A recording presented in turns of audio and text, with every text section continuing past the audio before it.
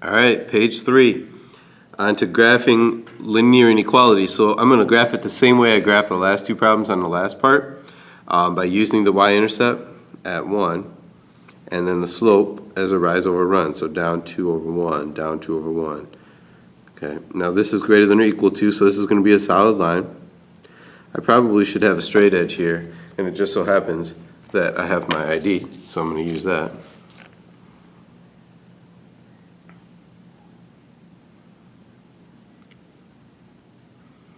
Again, it's a solid line because it's greater than or equal to, excuse me. And then we say, okay, let's use the zero trick. Is 0 greater than or equal to? When I plug in 0 there, I just get 1. And that is a false statement, so I do not shade towards 0, 0. I shade away from 0, 0, and it's all this stuff here. Okay. I'm going to go graph this other one at -3, right there. Go up 1 over 1. Up 1 over 1. The key to this, ladies and gentlemen, is the answer is the double shaded region. Maybe I'll write that. Shaded double. There's no like XY answer for this. It's just shaded double. So I've got basically this line here. Just going to draw it out. Oh, but what did I do wrong? Less than. So I need to actually have this as a dashed line.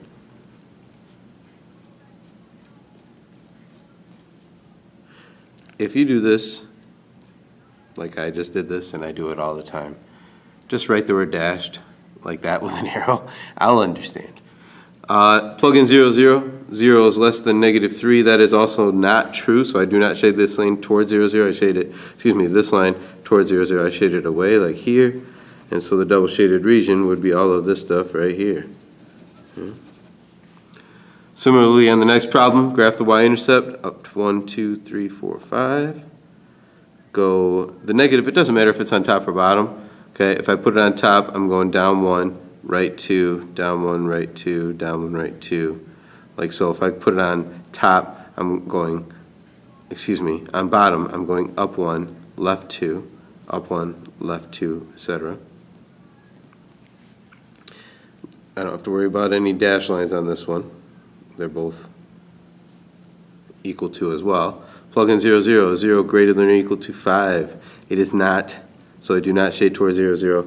It seems like everything's shading away from 0, 0. It doesn't always work out that way, by the way. If it's a true statement, we shade towards it. Here I've got -2, up 3 over 1, up 3 over 1, down 3 over 1. Monotonous.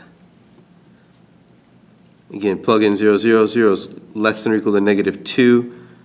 Also false. I do not shade towards 0, 0. I shade away from 0, 0, and you can see that double shaded region up there. All right, I don't like those graphs, but they hopefully are not that bad for you. There will only be a couple of those types of graphs on the exam. The practice exam will make it more clear as to which ones. Just trying to give you lots of examples. Like for instance, there's going to be one of these on the exam, but I'm giving you 2 examples. Then there's the ones that are in vertex form. There's going to be one of those, but I'm giving you 2 examples. So on this page, they are in standard form. And standard form, if you don't remember, is y equals ax squared plus bx plus c. Okay, so a, b, c. The reason that's significant is because the axis of symmetry is the opposite of b over 2a, and the vertex is that term, and then plug in. Just plug that value in, such as this. The axis of symmetry is the opposite of b, which is +6, over 2 times a, which is 1 when there's nothing there. We said that earlier. 6 divided by 2 is 3. So there's my axis of symmetry. And again, that number is always that number. I'm going to come down here and do the same thing on this problem. X equals the opposite of b over 2 times a. There happens to be an a here, and 2 times 2 is 4. Please don't plug this into your calculator. Do this math. This is -12 divided by 4, which is now, you can plug that in if you need to, -3. If you go -12 divided by 2 times 2 in your calculator, it'll divide those to get 6, and times 2 to get 12, and that's not true. Okay? It's not what I want. I don't want that here either. Just, it would actually work on that one. It would be okay. All right, -3 goes here as well because it always goes there, even on the other side. Okay. Now what do we do with this 3? We plug it in. So I've got 3 squared minus 6 times 3 plus 5, 9 minus 18 plus 5. is negative 9 plus, just plug it right into a calculator, negative 9 plus 5, which is negative 4. Okay. I'm going to do the same thing with this negative 3 down here, because it's exactly the same thing we do every time we get an x value. Same here, and so on. Okay. So squared plus 12 times negative 3 plus 20. That's squared, so that's 9 times 2 is 18. Negative 36 and 20. Negative 18 plus 20 would be 2. Okay. Now I'm going to come back and just finish this, okay? But it's a similar, very similar, okay? The y-intercept is always 0, comma, plug 0 in. When I plug 0 in, I get 5. In fact, in this form, it's always 0c. So I could go right down here and just write 020 right off the bat, because it's 0c. And if I plug 0 in, of course it is. 0 goes away, 0 goes away. It's just 20. Okay. Now, for its reflection, I think I'm getting a little ahead of myself. Maybe I'll plug this in too. Anytime I have an x value, I just plug it in, just like I did there. I plug in 2. I get 2 squared minus 6 times 2 plus 5. 4 minus 12 plus 5 is negative 8 plus 5, which is negative 3. Okay.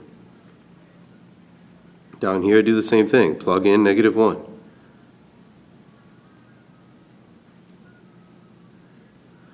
This is 2 minus 12 plus 20, negative 10, that's 10. So I'm going to go by 2's on this graph just to make it so I can fit everything. Come back up here and let's start graphing this one by 1s, that one by 2. So I'm going to put 10 here, negative 10, 10 so you know, but on the other one it's going to be about 2's. Okay, 0, 5 will be right here. I've got 3, negative 4, which is right here. So if that's my line of reflection, right, that's 3 over, so I got to go 3 more and plot that line of reflection, and that would give me the point 6, 5. I've got this 2, negative 3, so 2, negative 3 is right here. That would reflect right here, which is 4, negative 3. These y values should always be the same. Right, so I could go right here and put a 20 there and a 10 there right off the bat. Okay. I've got my parabola, if you've forgotten the word. I can just connect those dots, and I'm done. Where is it increasing and decreasing?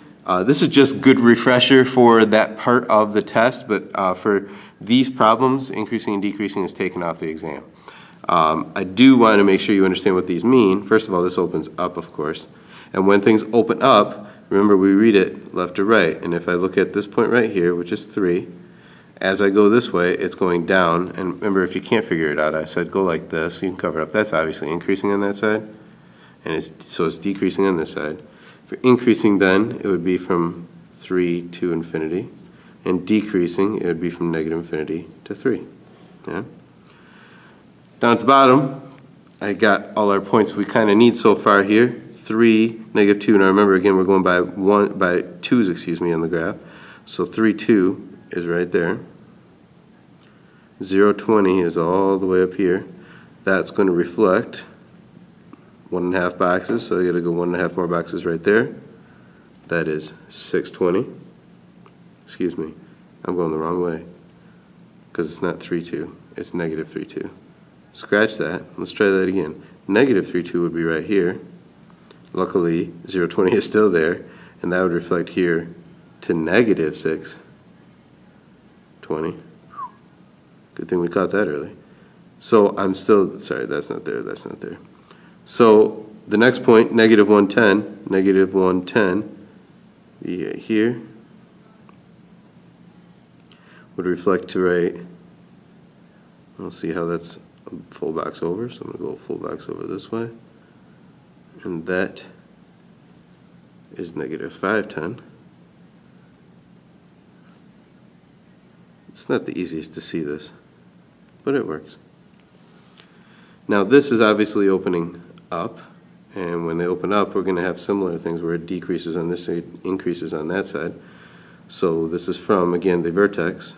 So from negative 3 to infinity, it's increasing, and from negative infinity to 3, negative, it's decreasing.